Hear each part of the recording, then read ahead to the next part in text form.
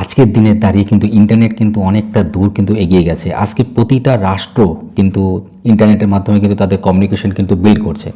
আর মানে এই ইন্টারনেটটা প্রথম কিন্তু আমাদের, আপনারা সবাই জানেন, প্রথম কিন্তু ইন্টারনেটটা কিন্তু চালু হয় 1 জানুয়ারি 1983 সালে, অর্থাৎ 1983। এবং এই ইন্টারনেটটাকে কেন্দ্র করে আজকে মানুষ কী না করছে, এমনকি সমস্ত রকম কমিউনিকেশন বিল থেকে শুরু করে সমস্ত কিছু হচ্ছে। আর এই ইন্টারনেটও ভিত্তি করে কিন্তু আজকে আমরা কিন্তু অনলাইন ইনকাম যে সোর্সটা, সেটাও কিন্তু আমরা পাচ্ছি এবং নিজেদের মধ্যে কমিউনিকেশন বিল্ড করতে পারছি।